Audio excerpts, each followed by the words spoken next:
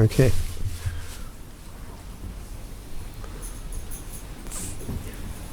Namo tassa bhagavato arahato samma sambuddhassa. Namo tassa bhagavato arahato samma sambuddhassa. Namo tassa bhagavato arahato samma sambuddhassa. Buddhang dhammang sanghang namasami. Good evening. Nice to be here with you.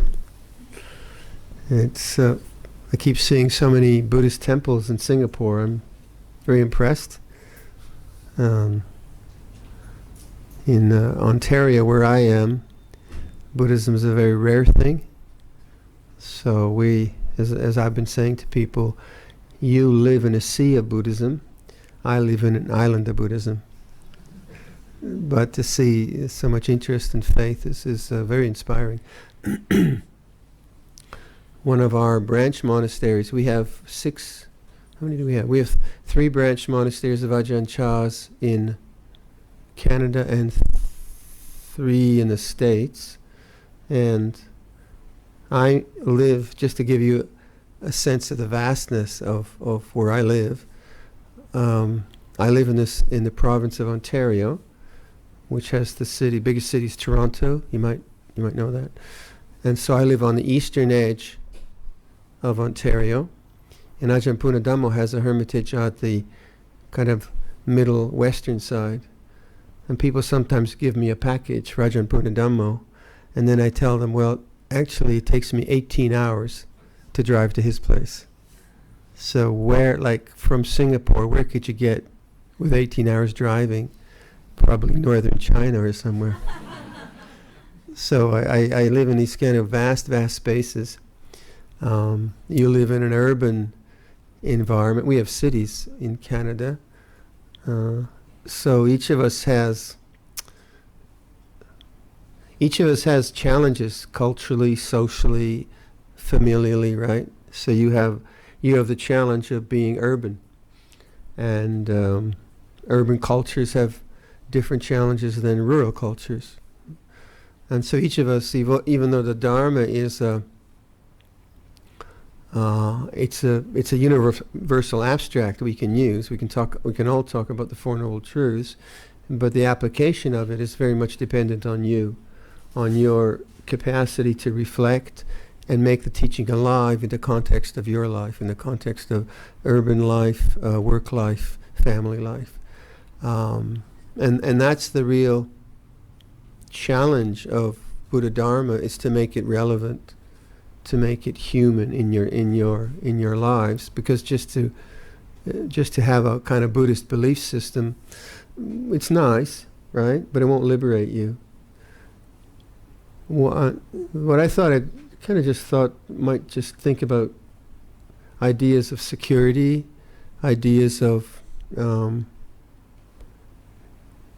safety, ideas of refuge. Maybe just think about things like that, okay? What can we find security in? What can we take refuge in? Where is it safe? No, all of us, I'm sure all of you have been watching the stuff in Hong Kong. I don't understand the politics of that, but it's pretty frightening to see a city entering into chaos. It's a very, very frightening kind of thing. And all of us, no matter what we think of the politics of that region and China, I don't follow politics that much, but just watching a city living in a time of chaos is very frightening, very, very frightening. So we all, as human beings, we're all concerned about security. When we're young, we like to push the edge a bit, ride a fast motorbike or smoke a cigarette in the toilet or something like that.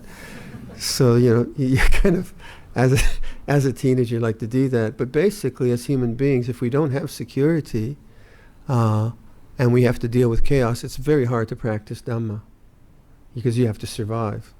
My mom and dad were refugees from the Second World War, and my brother was born in 1945, about 2 months before the Second World War ended. And they fled from Latvia the Baltic states, across from Sweden there, in 1944, when the Russian front was moving towards Germany and Germany was collapsing. And then they ended up in the war zone of Germany as Germany capitulated to the Allies. And she gave birth to my brother. And then 1947 I was born. And I never talked with her about that because I didn't want to raise all those horrible memories. Can you imagine that? And a 30-year-old woman being in that kind of frightening situation. But there's a very interesting story from that time where my brother was born in a town called Altheim, which is near the city of Nuremberg. And I don't know if you know Nuremberg, but Nuremberg is where you see all those photos from the 30s of the Nazis in these long rows, and they have these banners. They're very kind of frightening, iconic photo. So Mom ended up pregnant with my brother, and Dad was there, and I think my grandparents. And this village was pretty far from the city of Nuremberg, so they weren't in danger. But as she was, during the day she was giving birth, the Allied bombers were flying over to bomb Nuremberg. And she said the sky was dark with bombers. It was so dark you couldn't see the blue of the sky. I mean, that's so frightening. So she gave birth. Now, in the village of Altheim, there were no men.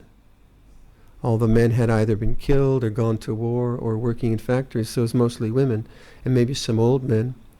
And when my mom's a refugee, they're just surviving, and when Mom gave birth to a boy, the whole village was ecstatic.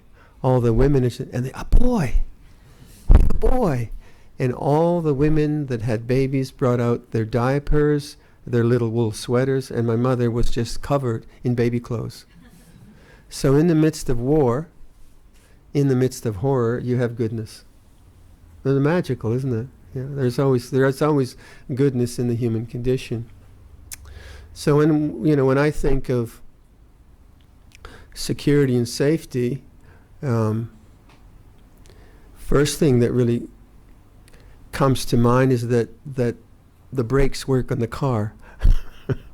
So there's those issues of safety. So as we were driving through the rain and William was driving, I was glad he's got good tires.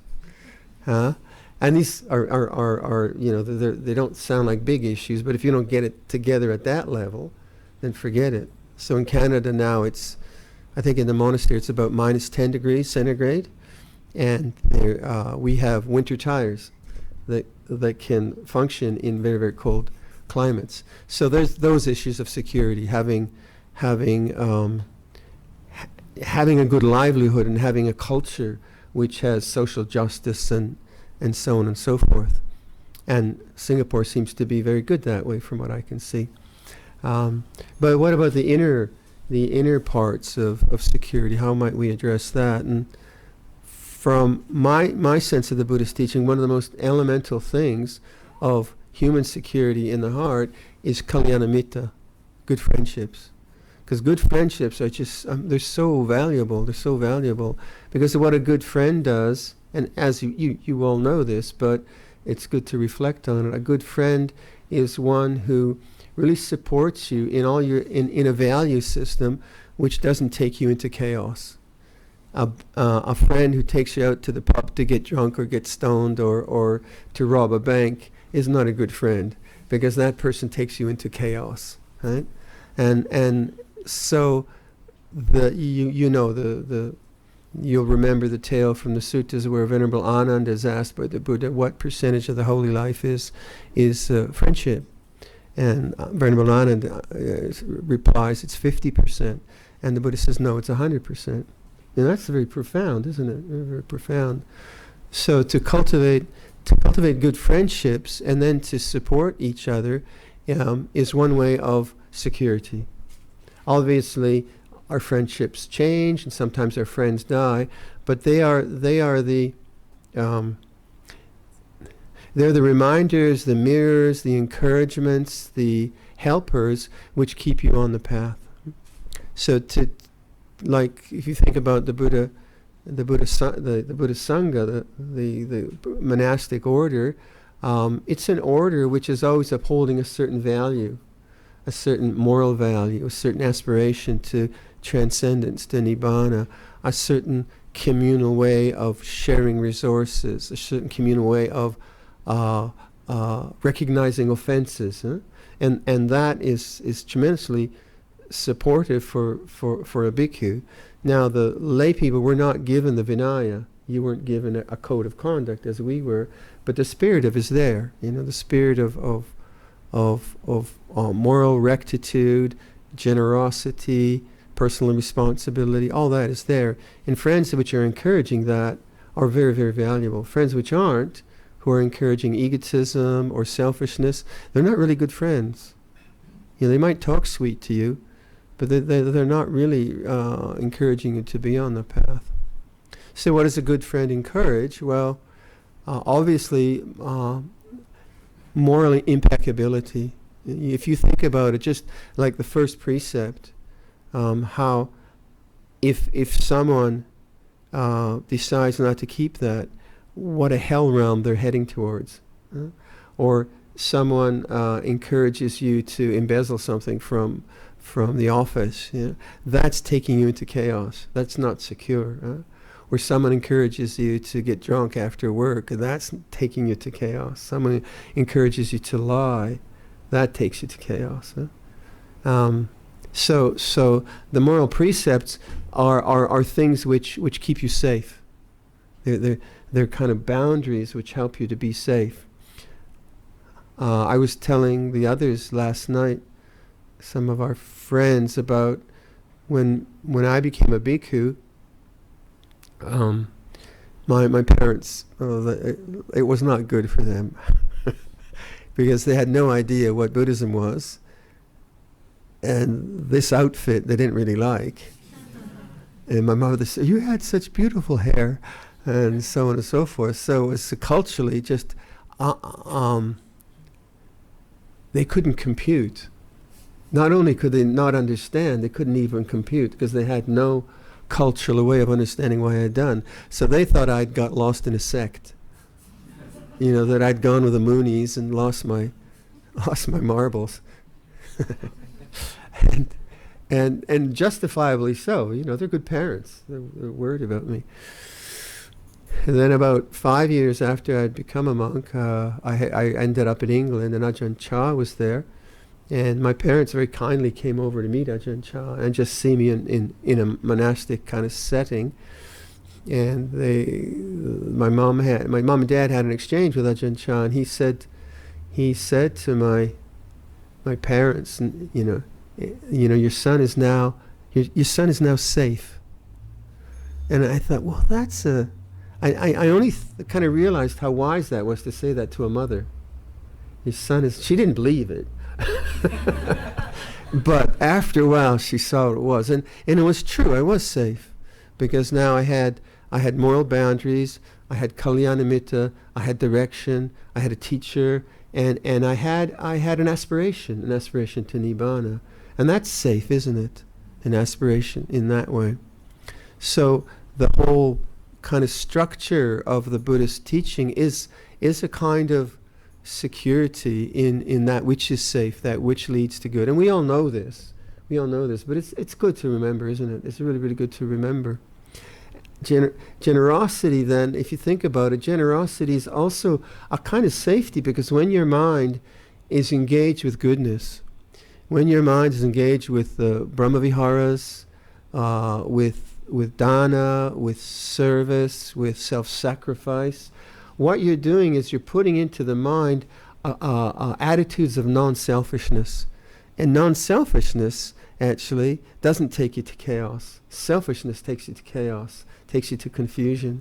So when we cultivate these beautiful, wholesome qualities, even though sometimes we don't want to, what we create in our stream of consciousness is a strength which is not dependent on external things, not dependent on what other people say. It's something we've built, bar me, that we've built, which is a kind of security, because the mind has some strength. And so the example around that I like to give in my own life is, many of you know I cared for my mom for 9 years. So she broke her hip, and I was in New Zealand, and then I went to Ottawa to take care of her, and I moved into her condo, and then I took care of her. And she was quite elderly already. She lived to be 96, so I wasn't coming in it was the last minute. But we had a very, very, very lovely time together. We were very close, and she's a really bright woman. She was a good linguist. She spoke fluent German, fluent Russian, fluent Latvian, fluent English, and her French was quite good. She's a very, very good mind and lovely to be with. So we're very, very good friends. So I took care of her for 9 years. It was a bit of a workout. 9 years, 24/7, caring for someone. It takes a bit of effort, and so oftentimes I certainly was exhausted, but the exhaustion was never one which was bad, because where I was coming from was love. I really loved her, and I wanted to care for something I wanted to do. So the exhaustion was okay, but I was pretty on the edge at the end of it, as you can imagine. But what was interesting was the experience itself was profound, but then the repercussion of that over the years has been tremendous joy, just all this kind of lovely, sense of joy of having done something appropriate, something which was good, something which I wanted to do. I was so glad she lived so long that I could do that. And now that is a kind of security. It's not a security in things, but it's a security in mental development, in inner development. And no one can take that away from you. No one can take that away from you. They might take your car away from you, but they can't take it away. Might take your health. You might get unhealthy. I hear it happens. Sometimes we get sick. I've heard. That's the rumor. But that joy in the heart then gives you a kind of sense of uplift. I did what was right. I did what was appropriate. And this is all the way of developing various skills that we can develop as human beings. So, like to be able to do something well, whether it's what we're talking about, Excel spreadsheets, right? You do a good Excel spreadsheet. I can't do an Excel spreadsheet, right? But actually, that might not sound like much, but to have a worldly accomplishment like that is actually very, very good for us, because we've proven to ourselves that we can do things. We can prepare a beautiful meal for someone.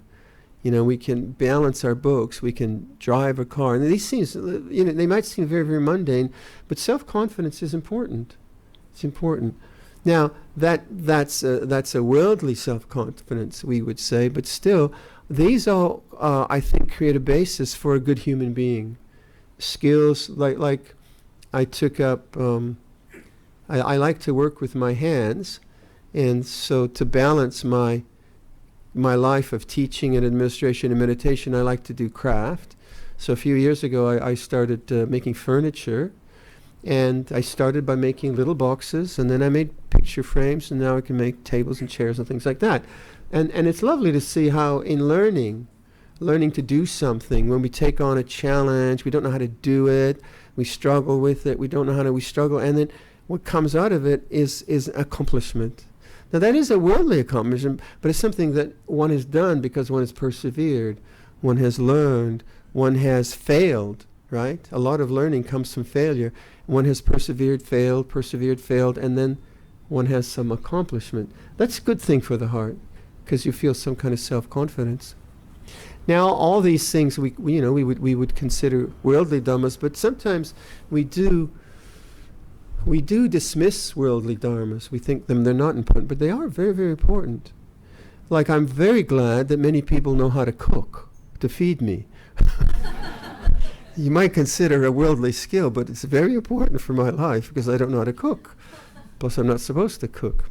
So when we can use these worldly skills and then offer them to others, share them with others, that's a great joy, isn't it? It's much more, I would think it's much more joyous cooking a lovely meal for a group of friends than it is cooking for yourself. In fact, cooking for yourself is usually you just do instant noodles, right? Who wants to cook? And you can see, if one develops skill in some way, and then one has avenues of offering those skills, the dana that we have the capacity for generosity then is enhanced by us being able to give skills. And that's what I certainly find with all the Buddhist groups that I participate in. People want to offer their skills and their talents. So that's on the kind of worldly level. Then when I talk about the Dhamma, I always like to kind of go back to what the Buddha offered the Sangha. And when as you know, when the Buddha was asked in the last year of his life, who do you leave as your Dharma heir? He didn't say it was Venerable Ananda or someone else. He said, I leave you the Dhamma and Vinaya, right? And lay people usually don't hear about the Vinaya unless you've lived in a monastery. But the Vinaya was the social contract and social conventions that the bhikkhus lived by. And that's important. He didn't just say, I leave you the Dharma. He left a set of rules and principles and protocols and ethical guidelines and communal guidelines that the Sangha could live together by. And that's actually very, very important. And that's what I'm talking about, all these different values as human beings that we have. And then he left the Dharma. So when we talk about Vinaya or conventional truth, what we use the sense of I. And when we talk about the Dharma, the transcendent Dharma, we talk about stream of consciousness. So, like, say, I am a bhikkhu is true. I have a passport is true, right? Now, if you use the teachings of anatta within social conventions, it gets ridiculous. You know, I'll use your passport because it's not self, and I'll go through immigration and I'll get arrested. So, conventional truths, we use the sense of I. I have my responsibilities, and I have my health issues, and I have historical memories that are different than yours. So individuality is true. It's not true. It's not untrue. And so within that, we have social responsibilities and social conventions that we agree upon. And if someone breaks those social conventions, and like, let's say, in the monastery, if someone does, they phone for a pizza in the afternoon. This doesn't happen. And we see them munching a pizza in the afternoon, we'd say, get out, or don't do that. And if the monk said, oh, it's not self, then I'd probably kick him in the knee and say, well, that's not self too. So when you try to mix these two, when you try to mix the transcendent truth with the conventional truth, you get just pure silliness, pure absurdity. There was one character that I knew. He came across the teaching of the five khandhas and anatta, right? So then he decided he was not a self. So then he wanted to be called it. So he said, it is hungry. And it is going to the toilet. So it doesn't work that way, right? So you have these two. You have conventional truth, which is important. It is important that we have a social agreement, and if someone is not living up to it, we call them. We say, no, you can't do that. Otherwise we'll have chaos, right? So social harmony requires social convention, requires individual agreement to live by those social conventions. Otherwise you enter into chaos. Now, the other way that the teaching is talked about is you can think of it more in terms of stream of consciousness. So not only am I an individual who has to fulfill my social responsibilities, I'm also an individual who is capable of witnessing my inner world and my outer world. And that witnessing capacity allows me to see, not only allows me to fulfill my responsibilities, it allows me to see my reactions, right? And how my emotions are operating, and how I feel happy or sad or inspired or depressed. Because if I didn't have that witnessing possibility of awareness, I could never be free. I'd just be a primate in the trees, reacting in kind of biological ways, and there's no chance for freedom. So the essence of the human condition is this capacity to reflect, or witness, or be aware of the way things are.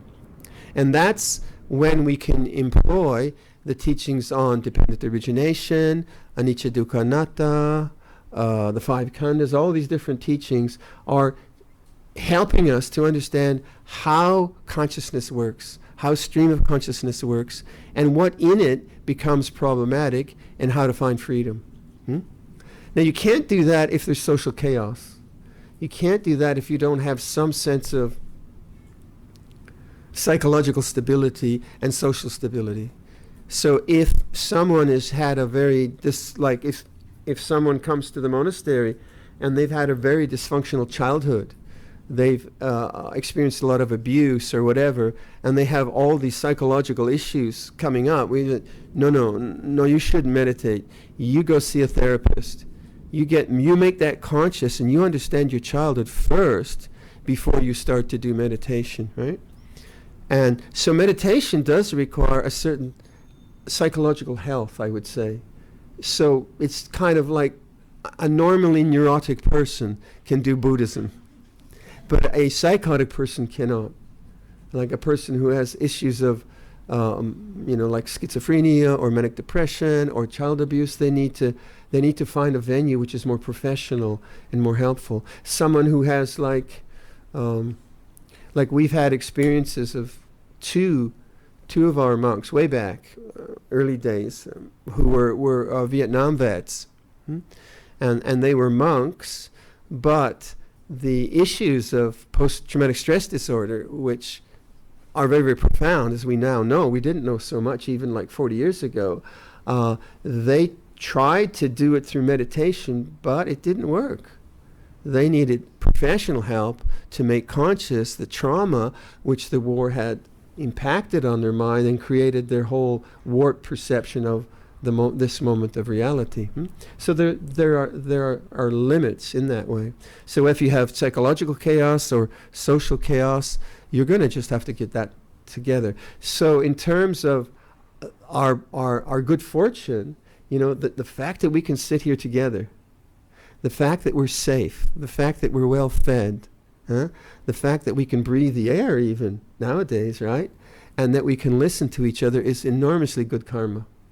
Enormously good that we can actually participate in this. So how to use that?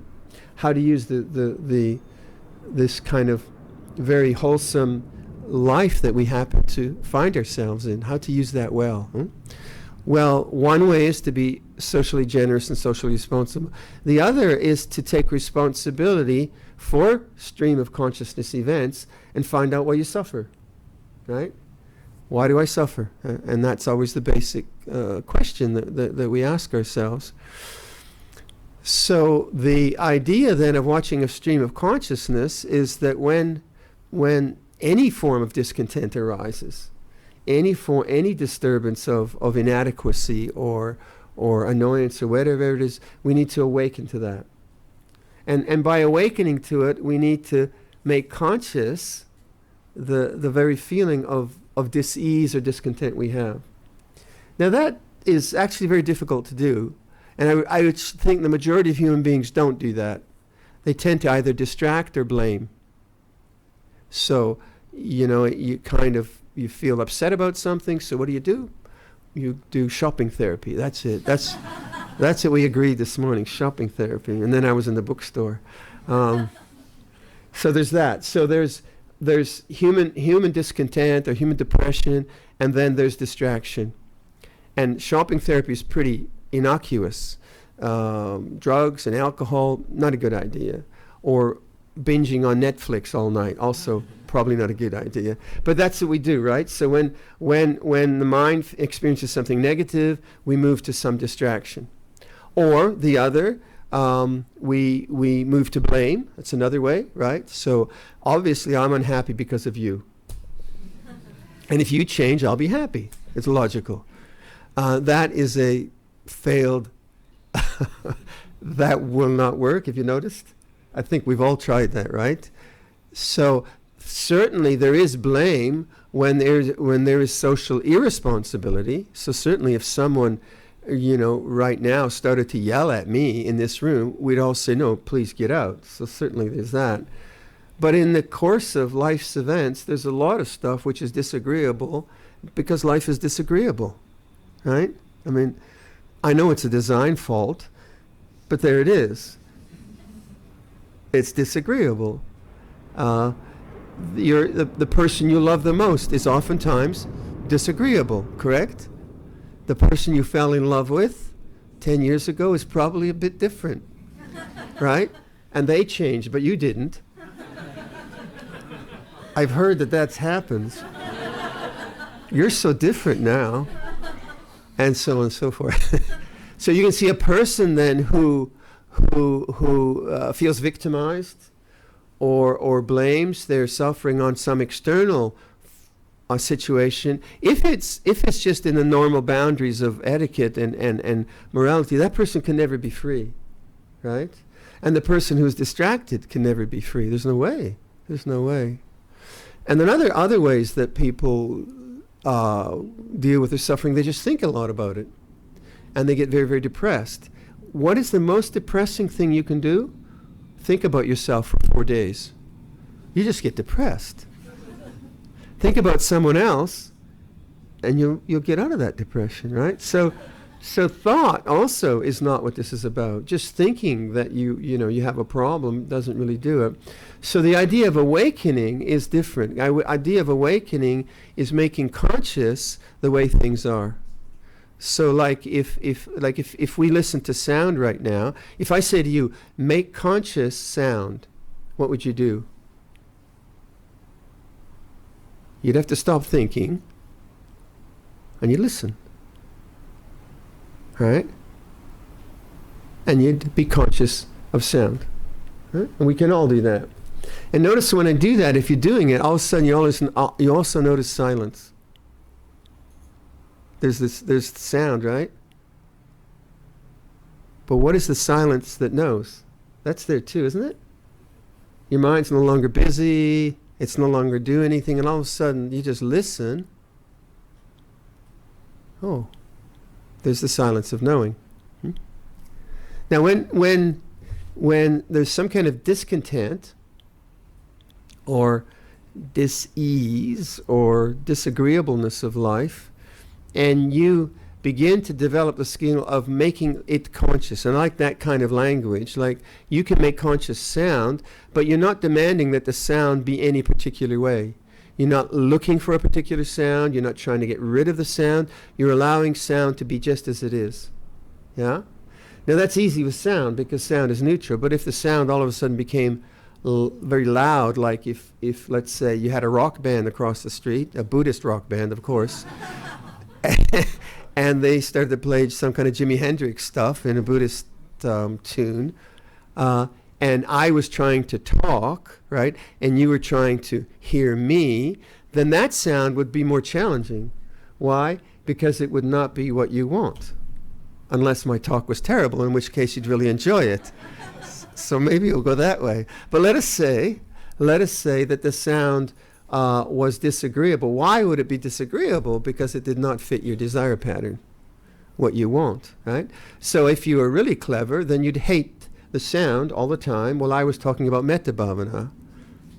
And we would do that, wouldn't we? But if you're really, really aware, then you say, sound is this way. And in making conscious sound, you'd also be aware of the resistance to that loud sound, right? So now you're awakening to stream of consciousness, but you're awakening to the stress which has now arisen in stream of consciousness. Now you're in the driver's seat. Now you have some choice. If you're just there trying to listen to me and say, shut up back there. Someone go across the street and tell them to stop. Phone the police. Do something, right? Then you're taken by the irritation, and certainly you could do that. I'm not saying you're just passive, but you're taken by the aversion and you get reborn into it, right? And that's rebirth. It's not rebirth in a next life as an angel or something like that. I'm sure we all will be, but rather it's like that capacity for awakeness now has become preoccupied with aversion and with the thoughts of aversion. And it's not just aversion. It's like, that shouldn't be like this, and what kind of a place this is, and it's a Monday night, and that would be, if you didn't take responsibility for that, then you're enslaved to that, because each time something like that would happen, you would respond the same way, and if you responded the same way, that habit would be increased and become more dense and become more prevalent in your mind. And so that's the law of karma. The law of karma is the result, the resultant karma of many instances of intention and reaction. It's habit.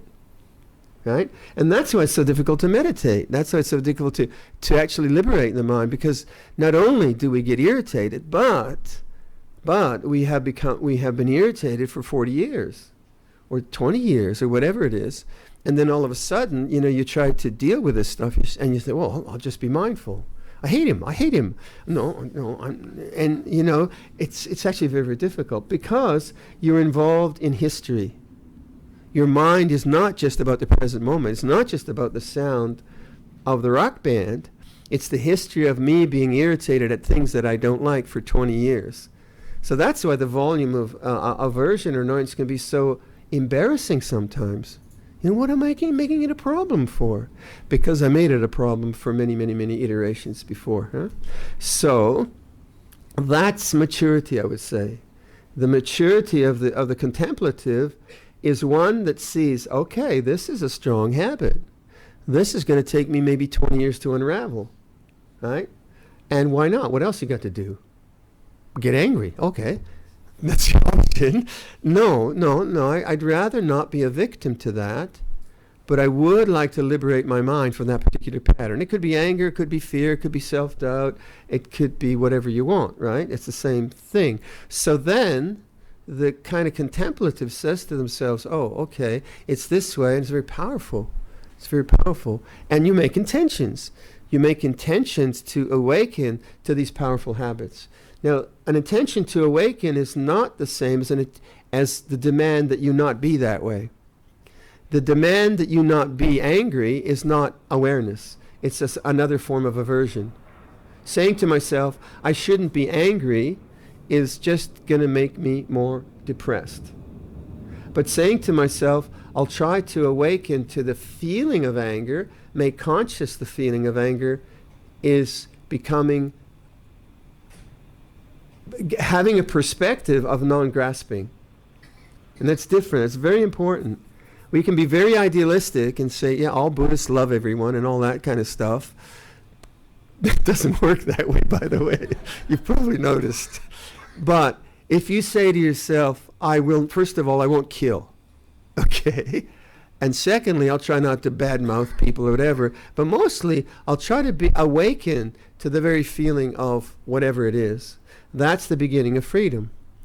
And as you do that, as you make that intention, then the capacity to awaken to anger in the future becomes stronger.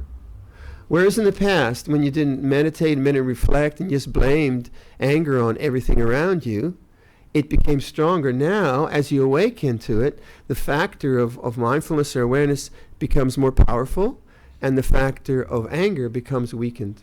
And you can see it's a very, very, it's dependently originated. It's a very, very, we say causes and conditions, don't we? So then you start to become curious about this. So what does anger feel like? And you practice body awareness. What is fear like? Practice body awareness, right? You begin to develop the skills, just as you develop the skills of Excel sheets or carpentry. You can develop the skills of the heart. Call it the craft of the heart, right? I like to have that idea. And so you take the challenge of your own mental confusion and the suffering you have as your laboratory or your workshop. That's where you're going to learn. So where do you learn about fear?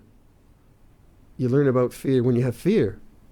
You don't, it's not an abstract. You say, oh, I'm going to learn about fear tomorrow. No, you learn when you have it, right? Or anger or whatever. And that's what Ajahn Chah always encourages. He says, the situation in the monastery, the person in the monastery that causes you the most hassle is where you get your most enlightenment. It's only logical. So if 50% of my time is involved in worry, then if I understand worry, then I have 50% liberation. But I have to take it on. I have to take it on as a project. So this capacity to awaken, in the beginning, it's simply kind of surviving the rubbish you have to deal with as a human being, as a conditioned human being. But as you become more and more proficient at the awake mind, as I tried to indicate with sound, listen to sound, you become more and more curious about the mind itself rather than the anger or the fear or the particular dysfunction that you're suffering from. Your mind has more quiet because you meditate, because you've worn out some of the grosser things of the mind. You start to just see, well, wait a minute. That knowing, what's that knowing about? And then you start to play around. Well, that knowing, I hear sound. What if I squeeze my hand? So I squeeze my hand. Wait, that knowing is the same. The knowing of sound is the same as the knowing of tactile objects. And then maybe you taste orange juice and you say, well, that knowing is this, it didn't change. And you begin to intuit the unchanging. And as I always like to repeat in these talks is, in the Buddha's enlightenment, after the enlightenment, he said, there's the uncreated, the unconditioned, the unformed, nibbana, the deathless, the island, shelter, safety, supreme happiness. The supreme happiness, we can kind of understand that. We'd like that. But unconditioned, deathless, these are very, very strange words. But what they're pointing to is that as long as my attention is always on that which is changing, and I'm always reacting to the objects of consciousness, I'm preoccupied, and the doorways to the peace of the mind are closed to me. But once I begin to awaken, and I notice, like sound is sound. We say that, don't we? Sound is sound, body is body. We have that kind of language. When you notice sound is sound, and you're not concerned about the sound anymore, you're concerned about the knowing, then your mind is opening to that which is truly secure. Going back to why I started this talk. What is truly secure is awareness itself. Because no experience, all experience changes, doesn't it? Family life changes, this body dies. But awareness itself, or knowing, or sati sampajanya, or witness, or puru in the Thai tradition, that's the mystery of life, or consciousness itself, that's the mystery. And so the Buddha, the teaching is saying, don't try to find the unchanging in the changing. Certainly enjoy the changing, right? So if you want, you don't have to have the same meal all the time. Change your meal, but changing your meal isn't nibbana. I think you've figured that out, right? So you can do noodles or you can do sticky rice, fine. But food is not nibbana. But what is that? What was the Buddha pointing to? Sometimes we make that so far away. Oh, I can do that. You know, I'm whatever. But actually, what is that awake mind? What is that? And as you start, as you start to quieten the mind down, your curiosity moves back to knowing itself, and that is the time when you're no longer preoccupied with objective experience. Your mind begins to have a sense of emptiness, openness, peacefulness. And it's moving towards that kind of transcendent, and that's would be the idea of refuge. We talk about refuge. Buddhaṃ saranam gacchami, Dhammam saranam gacchami, Sangham. What is refuge? Well, Buddha as a historical being, that's ridiculous, right? Kind of the Buddha as deity, that doesn't compute for me. The Buddha's dead and gone, right? Right? Huh? I don't know. That's what I reckon. But what does that word point to? Gautama, gone. But what does that word point to? Awake. The awake mind. And that's the great mystery, consciousness, which it doesn't change. It's not born, it does not die. Huh? What is that about? And that's the curiosity of that kind of transcendent aspiration which we have, where I would say we find true security. Yeah? The harbor. I remember once I like to do kayaking sometimes. We have our monastery is on a large lake. It's about 6 kilometers long. We don't own the whole lake, just a little piece of it.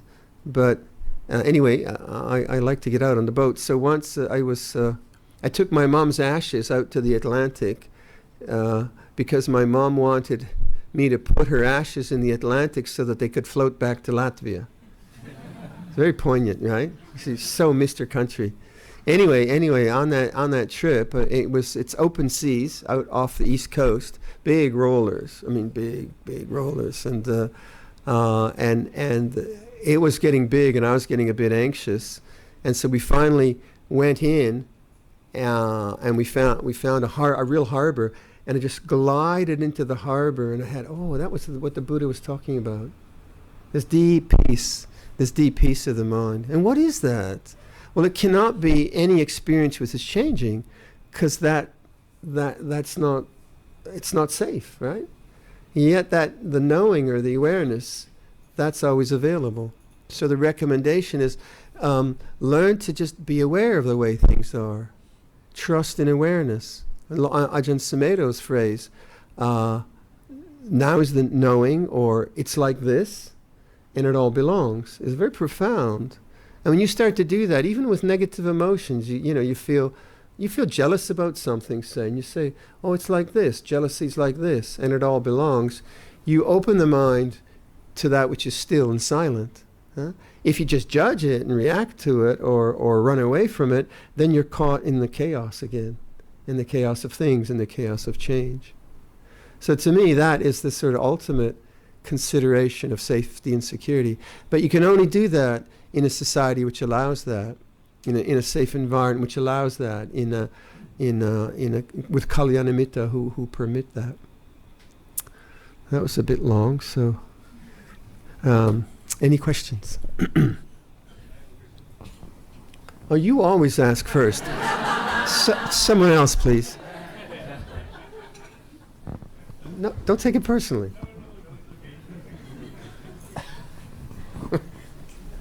He's always fast, isn't he? Oh no!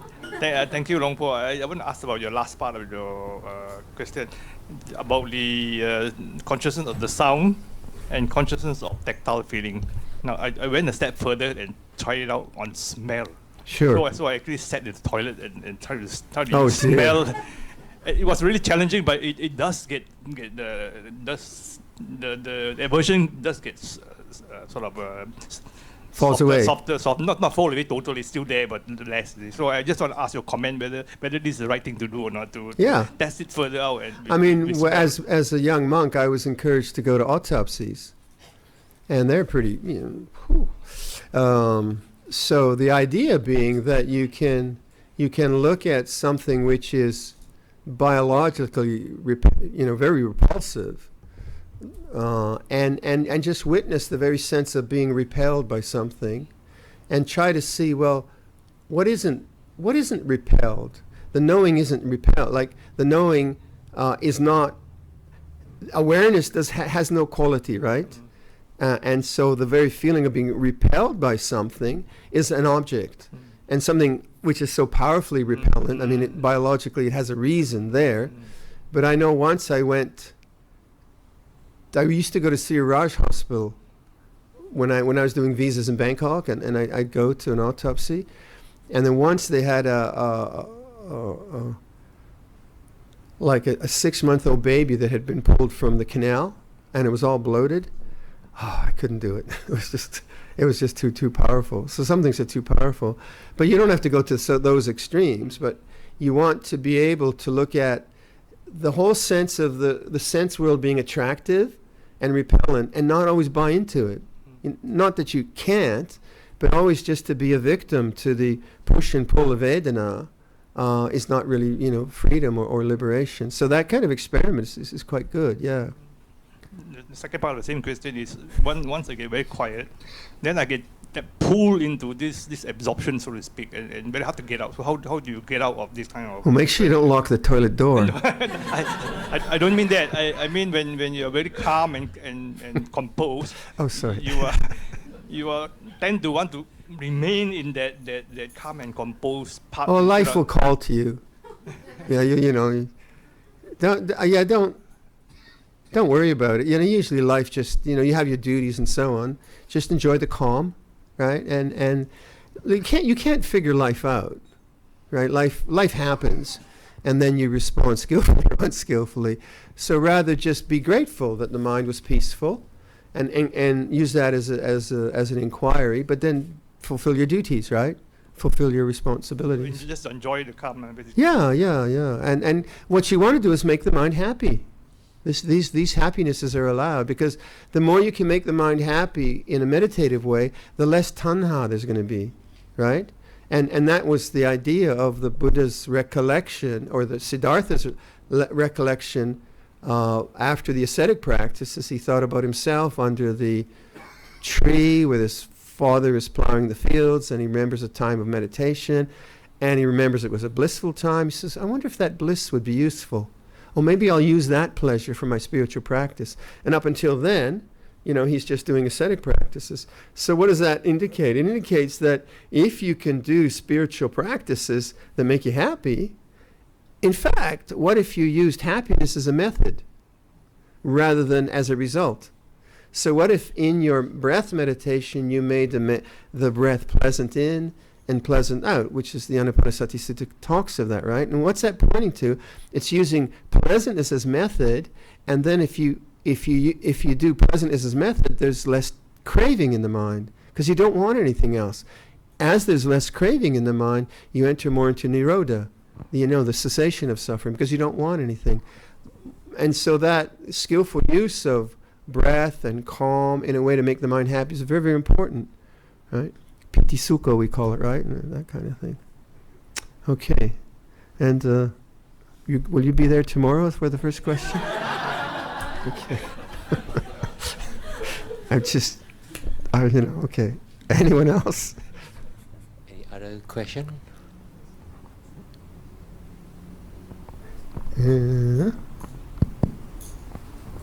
There's one. Thank you, Bhante, for the talk. In some suttas, the Buddha actually compares consciousness to a magician. So why does he compare consciousness to a magician, and in what context does that happen? Consciousness is used in two ways.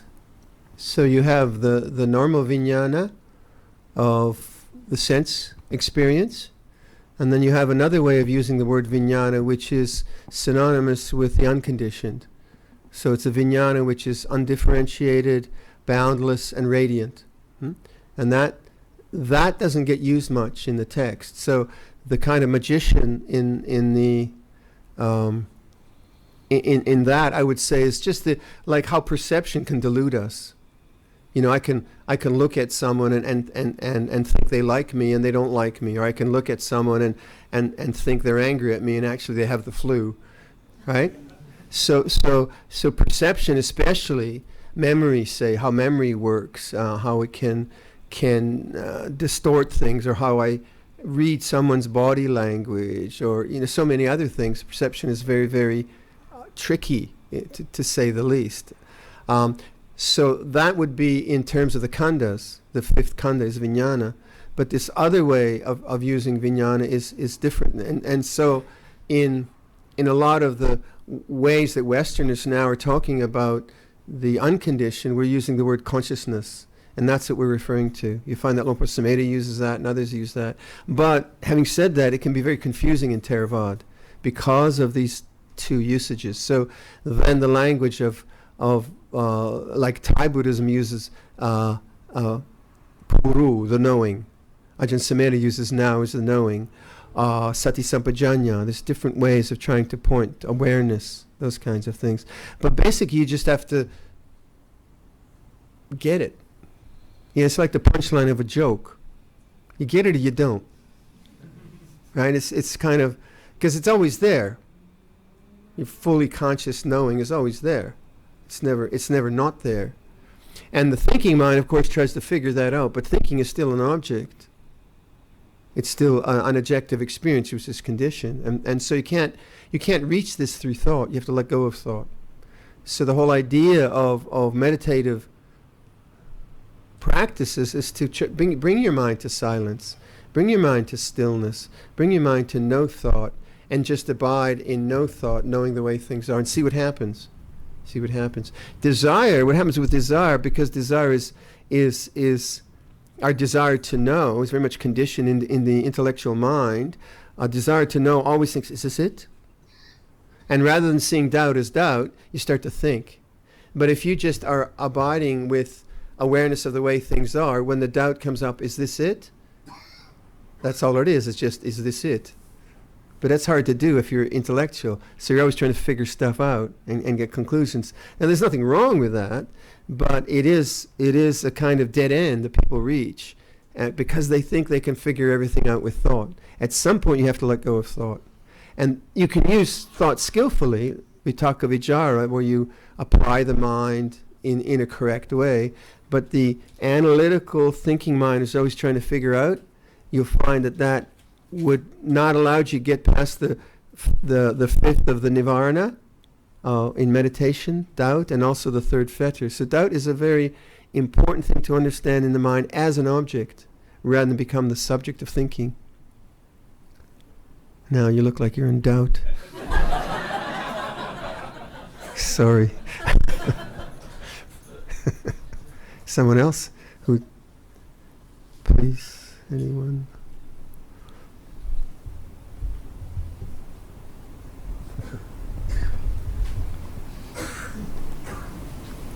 Uh-oh. Nobody want to ask, so I'll continue asking until some.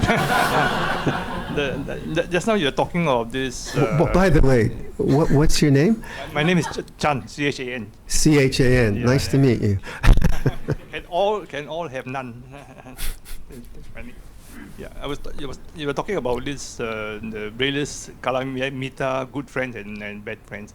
But isn't there such a thing as moral relativism, where it is moral relativism, where what is good is dependent on the culture, depending on your belief system and all. Moral relativism. Yeah, moral relativism. Just like give an example.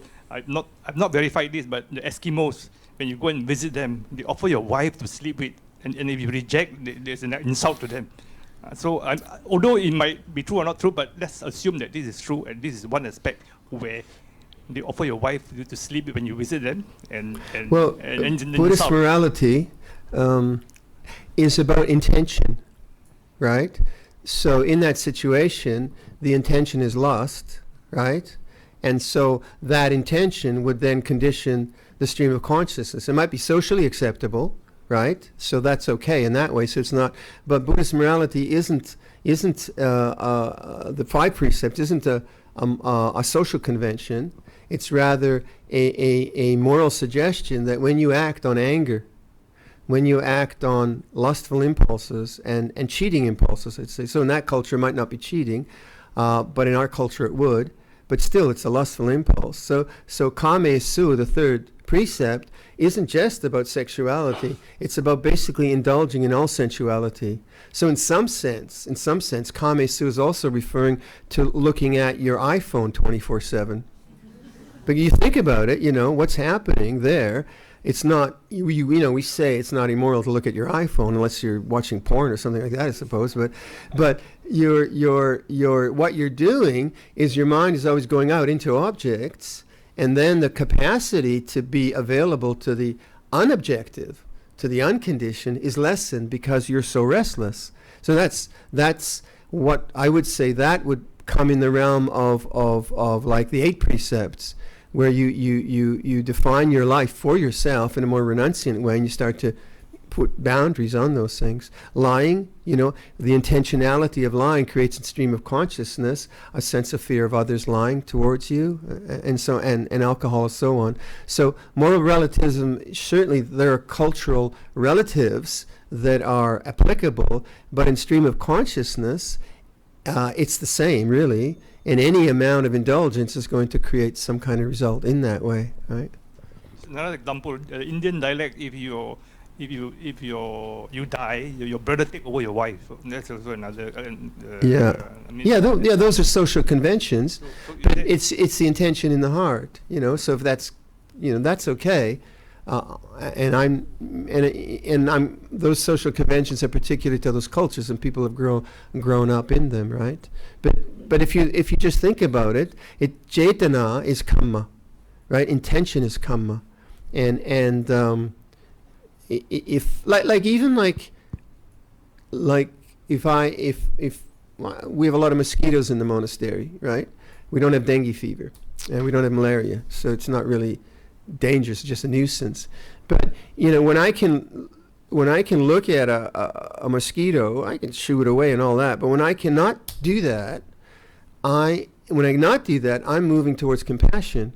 Now, it's no big deal, but I am moving more towards compassion, and I like to be more patient and so on. When I do that, that's easy. Actually, it's funny. Some of the builders that come to the monastery, I live in an area where there's a lot of hunting, a lot of deer hunting and bear hunting and things like that. And it's common in their culture, and they'll eat the venison, right, as a source of food. I was once talking to one of our builders about something. It was summertime, and a mosquito bit him, and he went like that, and he looked at me. He said, "Oh, I'm not supposed to do that here." I said, "Ooh, all right." I got one in there, right? And so, in his culture, in his convention, killing is all right, right? And I wasn't gonna, not killing human beings, but hunting is a manly thing to do. So these guys will, they can get a shared license from the government for a 12-year-old child or up. So it'll be a way a man will bond with his son, and they'll go deer hunting together. Take them out at 12 years old and teach them about shotguns and rifles and all of that. And actually, as a bonding exercise for a father and a son, it's actually quite good and quite healthy. But I wouldn't want to be the deer, right? But I don't judge them. They have their cultural norms and so on. But in terms of stream of consciousness, what he's done is he's created, I think, in the future, more fear. Because I should think that if you are the hunter, at some point you're going to feel like you're being hunted. Just kind of makes sense to me. But that doesn't mean they're bad men, right? But in stream of consciousness, there's going to be some kind of effect. Yes? Yes, I want to ask for your advice about meditation. So, I think you have indicated it's like possibly taking a first step towards nirvana. So, what sort of advice do you give? Because for people who want to practice whichever, because I think going the right way or the right path is very important. So the question is really about how to begin meditation, and how one might begin, right?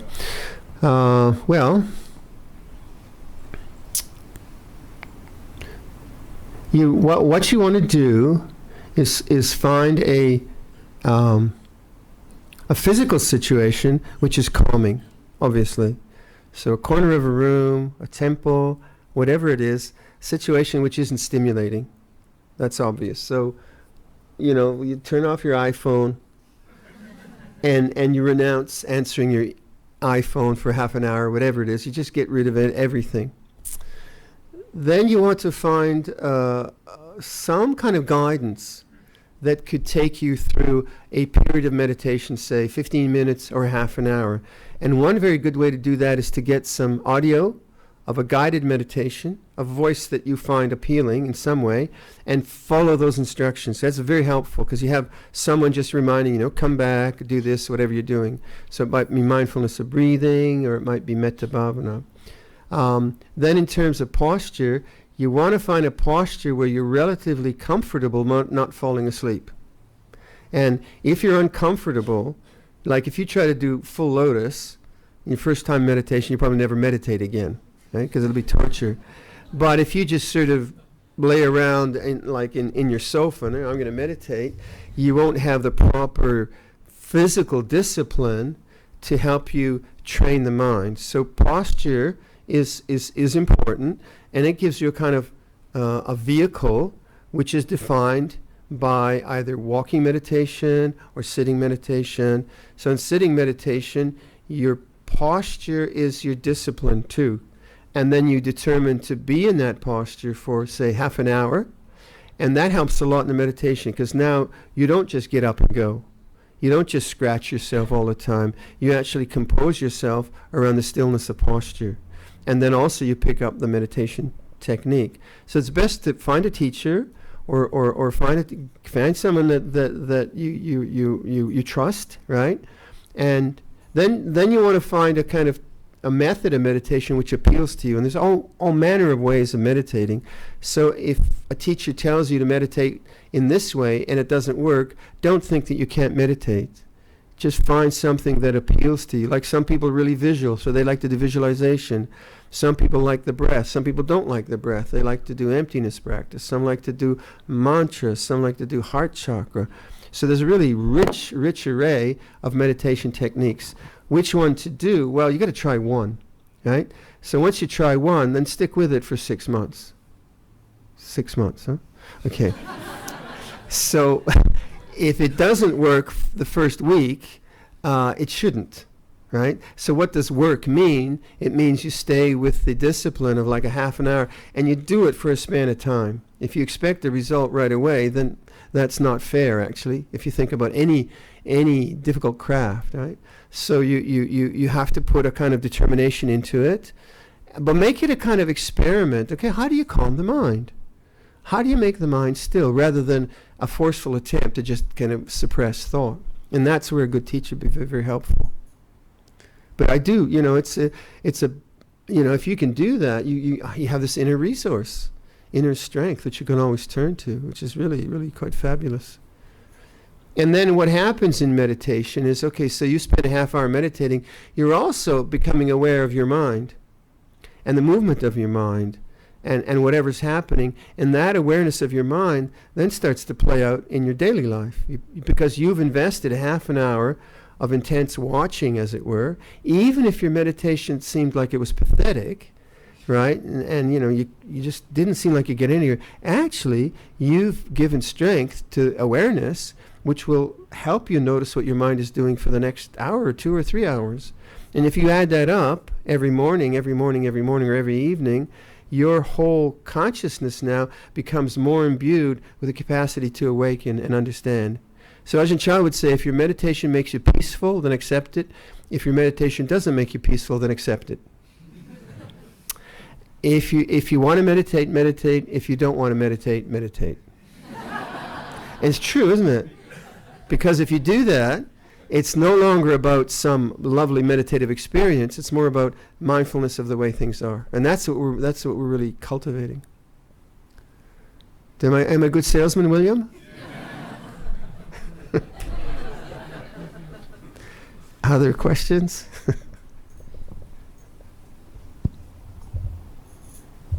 Any question before it goes to Brother Chan again? There's one here or back. Yeah, please. Yeah, here, grab the mic, then other people can hear.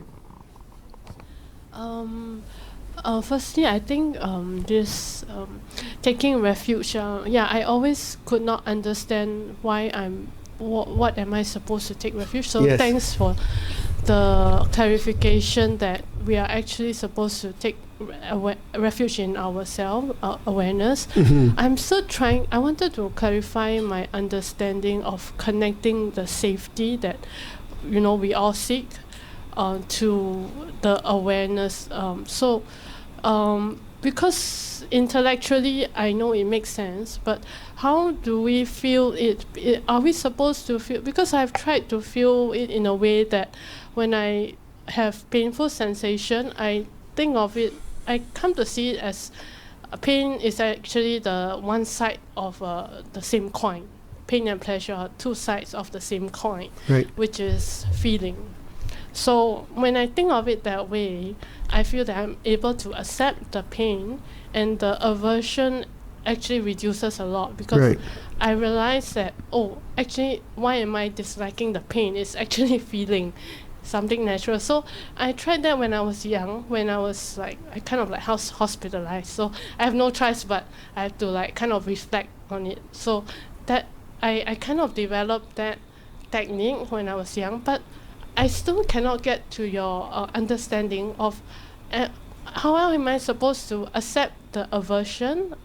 Is it because when our aversion decreases, then how does it relate to safety? I can't get there. Well, let's say someone who has aversion, right, and doesn't have the capacity to witness it and be patient with it, then they enter into the realm of aversion, and their mind enters into chaos.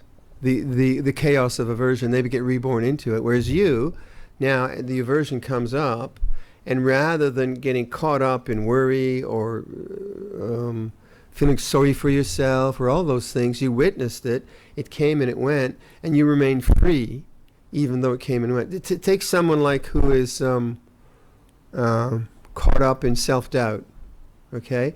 Now, if that person could notice self-doubt as an object, even though the mind might be saying, oh, you're no good, and you're not up to the mark, they could witness its change, and as it changed, they would still have the freedom of awareness. If they didn't know how to do that, they could very much take it into depression. And that depression would be chaos and not safe. And, all kinds of states of mind. So having like a social structure is safety, and then having the awareness not to go down the rabbit holes of greed, hatred, and delusion is safety. And the more you do that, two things happen. One is that the tendencies to greed, hate, and delusion fall away from consciousness. And the mind becomes more and more free, and you see that awareness itself is freedom. It's unassailable. That's what enlightenment is about, where nothing can now pull you out of that. And so, if you trust in that, and you think about what else do you have? What else do you have when like, let's say, like loss, say, like let's say if someone dies in the family, or let's say, like I've been thinking a lot about betrayal recently, because people have come to me about the various kinds of betrayal they've experienced in life, and how difficult betrayal is when if someone is cheated on in some kind of way, either matrimonially or business-wise, and they're not expecting it, right? And all of a sudden, all their security of the known falls away. It's a very difficult psychological state to deal with. But, so psychologically, who do I trust here? What's the truth? What's right? What's wrong? But awareness, if you've trained your mind in awareness, okay, as the mind wants to fall into kind of the chaos of betrayal and doubt and so on, no, this feels horrible, but I know it feels horrible.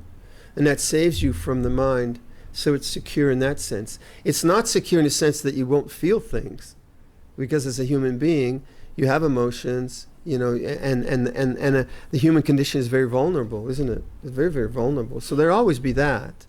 But because now you've understood how to be with that vulnerability, and you know that awareness itself is not vulnerable. Awareness knows vulnerability, but it's not vulnerable. And you begin to intuit that more and more and trust in that. And that's why it's refuge, I would say. Huh? That makes sense?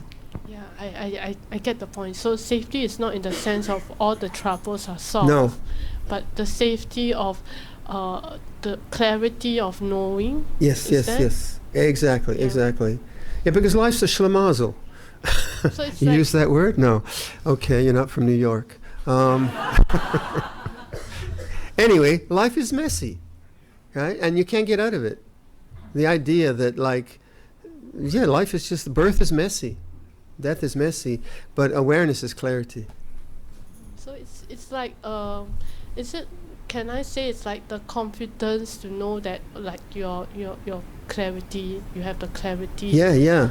That the way things are like that. Exactly. Then maybe you will still have the mess and things like that, but you know that that's the way it is. Then you feel strong that you are able to accept these negative things. Because they Exactly. don't affect you that much. Yeah, exactly. That's freedom. Yeah. Okay. Yeah, the idea that freedom is never having any kind of emotion. But freedom is life within the messiness of, the whole situation, but a mind which witnesses all of that. If you trust in that, you'll find it's all doable. Yeah, it's all doable. And also from that, you start to experience the Brahma Viharas. There's more love, there's more compassion, there's more clarity, because you haven't got sucked into these negative mind states, which are always, they're like the sirens, or they're like voices which can take you into chaos. But now, no, I don't believe you. And so the mind is available for love, compassion, clarity, silence, all those different things. So whatever you learned as a child, very good. Because actually I thought that, as I do this more and more, I thought the pain will actually decrease, and then I won't no longer feel the pain. So that's not the deal. That's not the deal. Sorry, I wish it was like that, but okay. Yeah. Do you want your money back, or is it? No. Is it all right? Yeah. I know. I mean, of course, I know that, but I was just trying to understand what does it mean by safety. Yeah, exactly. Okay. Yeah, it's safety within the reality of life. Yeah. Otherwise, it would be something like Lion King. I saw that movie on. I don't watch movies, but I saw it on the plane. And it's just so sentimental, right? But actually, the lion eats the antelope. That's sentimentality, right? This is reality. Anything else? There's, please, the microphone back there.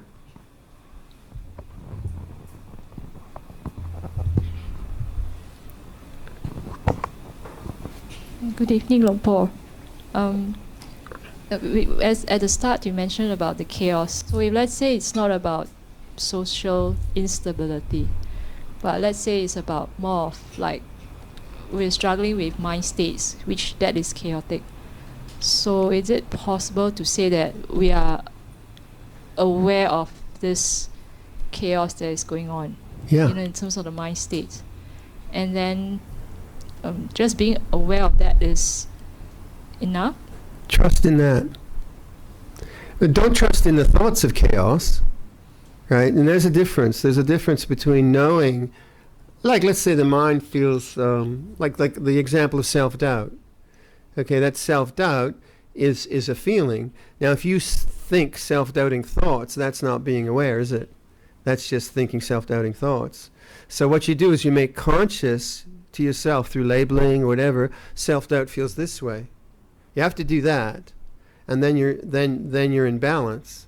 And then the thoughts will want to spin you out into chaos, and you say, no, self-doubt feels this way. So what you're doing is you're arresting the thoughts, which are taking you down the rabbit hole of confusion. But you're not denying the nature of the mind at that moment. You're not repressing it.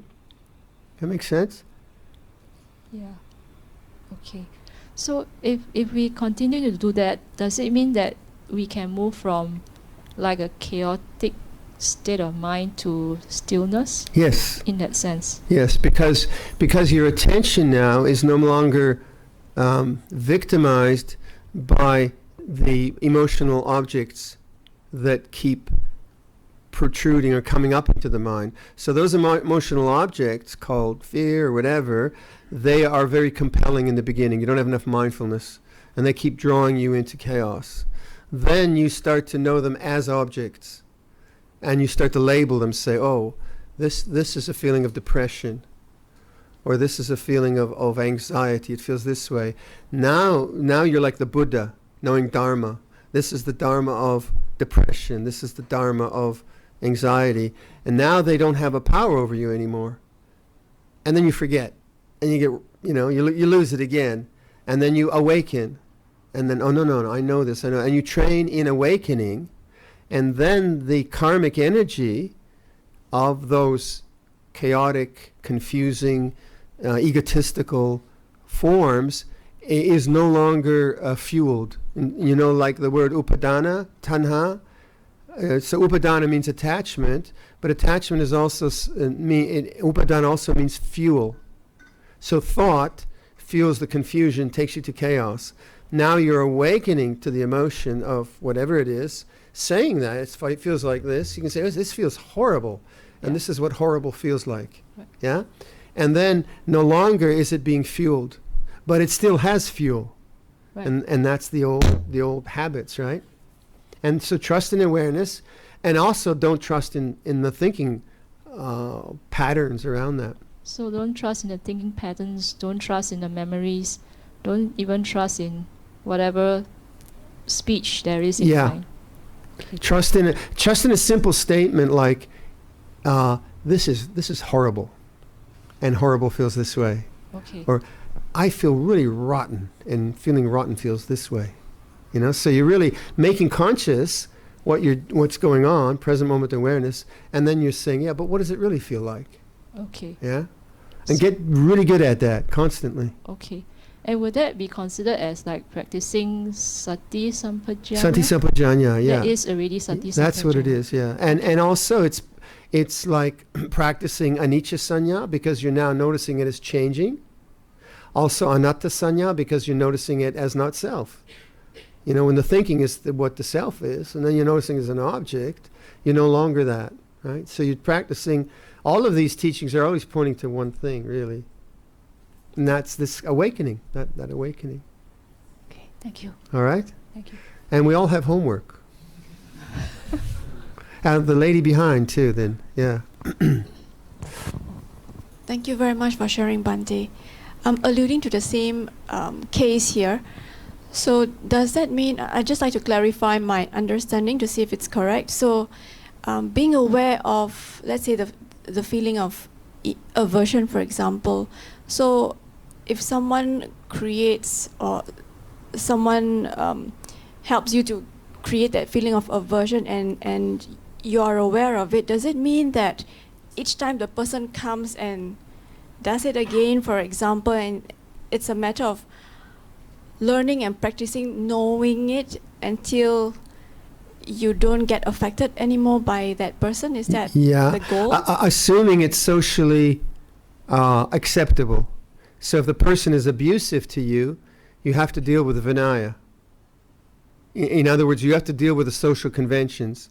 So if someone is abusing you at work and it's not right, you go to the manager and tell them this isn't on. So having done that, otherwise it could be you just become a doormat, you know, a passive doormat. Having done that, then you try to prepare your mind for that encounter and say, or you even notice the person, you know, in your memories when you come home from work or something like that.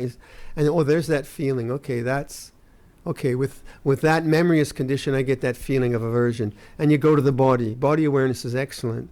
And then you not disassociate. You forget about the person and you begin to inquire into the very feeling of aversion. Its physiology, it's contraction in your chest, it's contraction in your gut. You just get to know it inside out, so that when you meet this person and the person is in some way triggering that in you, but it's not. You don't have to call them on it, say. It's triggering that in you. You're now knowing it as a visceral experience rather than a thought experience. So they're triggering it in you. You're feeling it now. Oh yeah, this feels this way. And that is the release of anger. Because now it's coming through the body. That's its vipaka kamma. But it's no longer being fueled by thought. And so it comes through you and comes through you until you reach more and more upekkha. Now having said that, again, it has to be socially correct.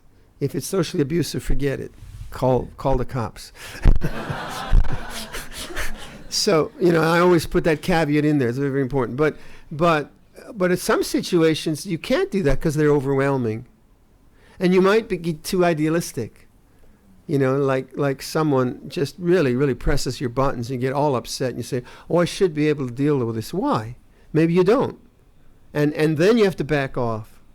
Then you just have to find a more, you know, some kind of social situation where you don't have to endure that, because that leads to burnout. You know, that's how you get burnt out, where you get impacted by some kind of negativity just keeps coming at you and you think you're supposed to handle it and you can't. That's all right. You know, so some things are just overwhelming and they're too powerful. You know, some people are so powerful, it's good, you know, they're toxic. They're very, very powerful. So, it's like always done with this. Where you learn is when you can be awake, right? When you can say, well, I really feel anger towards this person. I'm going to work with this. Then you'll learn, and then you'll purify the mind. Yeah? Thank you very much, Bhante. Luang Phor, I have a question. Earlier on in the talk, you mentioned that when we feel fear coming on, we go to the body. And when we feel anxiety coming in, we go to the body. I always thought that fear and anxiety are mental factors. They've got to do with the mind rather than the body. So what do you mean when you say, I go to the body? Do you mean, when I feel fear, my heart beats fast, and then so I look at the heart, or exactly. What? Yeah, because, mind, body are really one unit. Yes. Right? So certainly fear it better be say fear is a mental physical phenomena, right? So fear has a physiology, very powerful, yes. biological, right? Yes. So the beauty of body awareness is that you don't suppress the fear, right? You're fully conscious of it, but because you're not thinking fearful thoughts, you're not indulging it. So it's the middle way. So mindfulness there requires full feeling. That's the irony of the word letting go is that it implies full feeling. Because when we say letting go, it sounds like, okay, just let go. What do you mean let go? I mean, you just feel what you feel. So actually, it's sometimes better to say let it be rather than let go. And when you fully feel fear, that's actually hard to do because you want to run away from fear. The problem with fear is the fear of fear. Now, there's biological fear, certainly, and usually we can handle that, but social fears and all that, which are conditioned through family and culture, they're very, very powerful. But if you process them through the body, they are liberated in a way they don't come back. It's marvelous, and then the heart has so much more compassion and love and so on. But if you don't give it a chance when it arises, then it just gets reprogrammed and comes up again. So when it arises, it's very important to do that. So do you mean that when I feel fear, for instance, I I know in my mind that there's fear, and then I go to my body to take the cue from the body, and then I feel the fear in my mind, in my body, and then I just watch it equanimously. Yeah. Right. But well, as well as you can. Yeah. As well as I can. Yeah, and then you develop equanimity in situations which are not equanimous. Correct? You don't develop equanimity when you get everything you want. Yeah. Okay. So what you're doing is by witnessing fear, right? Your mind doesn't seem to be equanimous, but it is aware. And that awareness allows the fear to cease until you have an equanimity which doesn't get disturbed by fear.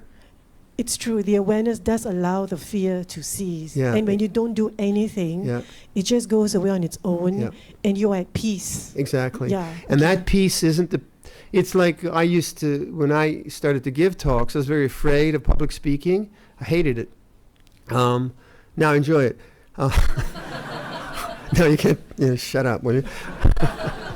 But what was interesting was I would try, because I was afraid, I'd prepare a talk or I'd write out a talk, but it wasn't dealing with a fear, right? But when my teachers always said, no, don't prepare, then I'd have to go in and I'd have to feel the fear, but then I'd feel it. Where is it? It's here, and the problem was not the fear, it was the fear of the fear, or the aversion to the fear. But when I welcomed it, I said, okay, you want to be here for a while? Fine, you can stay for 4 hours. No. Then I was fully conscious of it, and then it could run its course. But it took a long time. I had a lot of social fear and social anxiety, which were not rational, but so what? It was still there. So I think you have to trust in that strategy, but you have to give it time. You have to give it, depending on our conditioning, right? Right. Different people have different conditioning. I like that statement that you just said, which is that you've got to let the fear run its course. Yeah. Absolutely. Thank you. Now also, but what is helpful in that is any instances of metta bhavana. So the more I can, in instances where there is no fear, no social anxiety, and I somehow manifest kindness, consideration, compassion, and I do that quite consciously, then that puts a tone into the mind, which then can have compassion for my own fear. And that's the problem with fear. It's the fear of fear. So if I am acting in a way when I'm not socially anxious and fearful, and I cultivate deliberately acts of generosity, acts of compassion, acts of kindness, so that my heart feels filled with that, then when fear arises, then that attitude will be the attitude towards the fear. And that's the attitude that liberates fear. See what I mean? Now, if I just try to suppress fear by doing metta bhavana, that's repression. That doesn't work. Yeah, which just, is most of us do. It just mucks you Yeah. up. And you get really confused. Right? I'm really Right. afraid, but I love her. It doesn't work at all. So when there is fear, and then fear feels this way, but the capacity for awareness is enhanced through other practices of compassion at other times. Right. Yeah? Right. Thank you, So Luang Phor. you want to be careful not to use meditation as a repressive or suppressive measure. We can do that. Doesn't work. It doesn't work, yeah. Thank you, Luang Phor. Okay.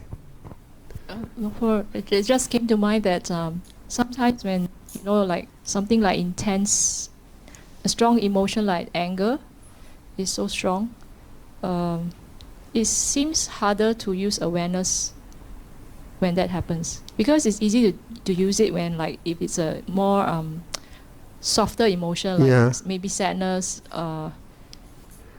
Rage. fear, yeah, Yeah. anger. So how does one really? Does it mean that we have to let the energy, like the intense energy, subside first? Well, first of all, first precept. Don't kill. Right? Yeah. That protects you. All right? Now, the story I like to tell is my first year of meditation. No, it's like third year. This is like 1976 maybe, right? So I'm a young meditator and I'm stuck in this monastery where there's no coffee, there are no books, mosquitoes, right? 1 meal a day, concrete floors, and I'm just getting frustrated and I'm raging with anger. And I go to Ajahn Sumedho and say, oh, what am I going to do? I have so much rage. He says, well, just go back to the walking path and swear. Swear. And it's obvious. That's what I had to do. I just had to swear. I mean, I didn't do it too loud. Thank you. Some sense of pride.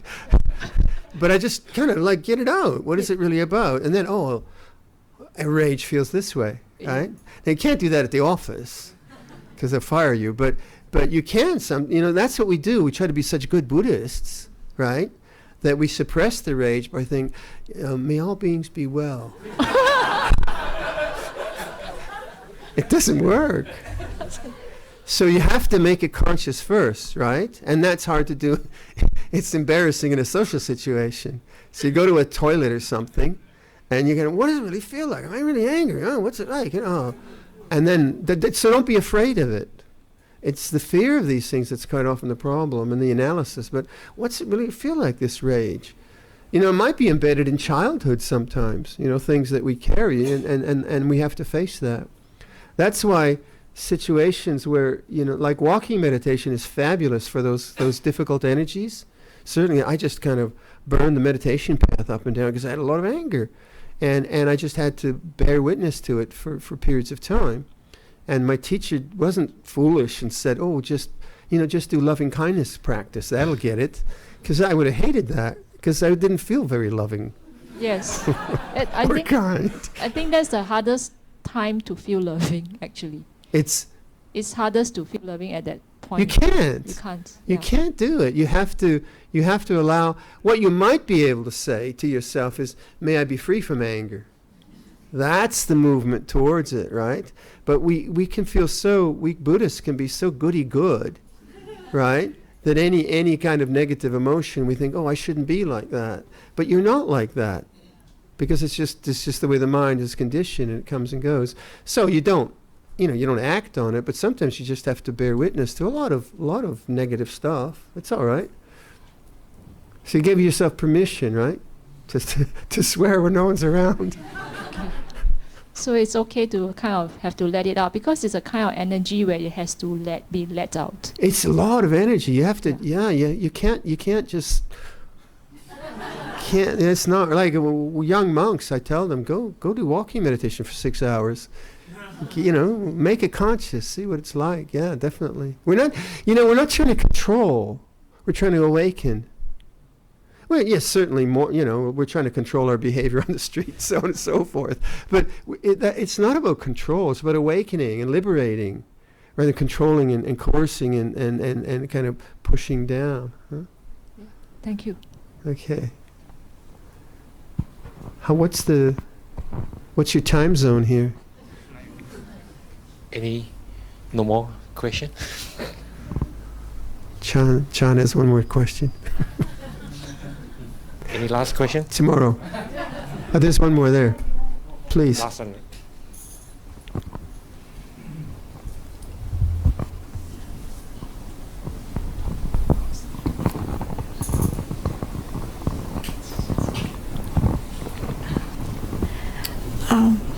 Bhante, so this may sound like a bit of a rhetoric question, but I think if you had to live with or work with being a Buddhist, and you supposedly have to work with or live with someone who is like Donald Trump, and I'm saying rhetoric in a sense that if you have to live with someone with that kind of qualities, or work with someone with those kind of qualities, what would be your advice for someone to say get a divorce? How about if it's how would you cultivate yourself more wisely and cultivate wisdom and deal with having this kind of person? Some people actually like Donald Trump, by the way, but anyway, I'm not in that camp. But again, if someone is very, very toxic, it doesn't actually mean you're going to survive that, right? So a toxic person can crush you.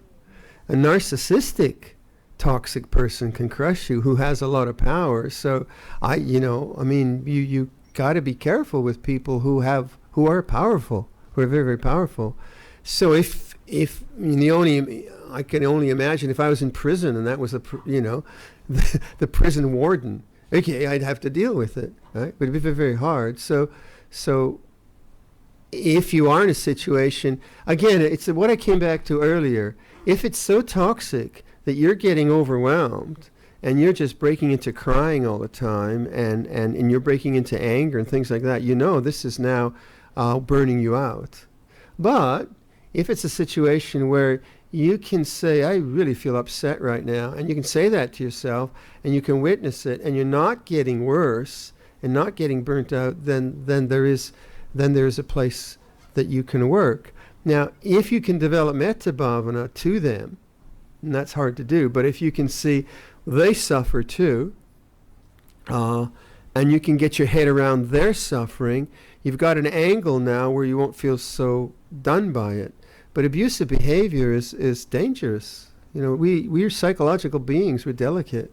And abusive behavior which comes at us can mess us up for years, right? So you kind of got to be careful. So do you have enough mindfulness? I would say it's not like a particular person. Do you not have enough strength of presence to be able to deal with this person? And then with difficult people, you have to also set the boundaries. You have to say you can't do that. Otherwise, it's not a social relationship. It's a incarceration of some sort, right? So that's why I began this talk by saying there's Vinaya and Dhamma. There isn't just us bearing witness to some horrible toxic behavior, right? Both have to be there in some form. Huh? There are no easy answers to those things, are there? Yeah, there are no easy answers. Thank you very much, Bhante. Pleasure, yeah.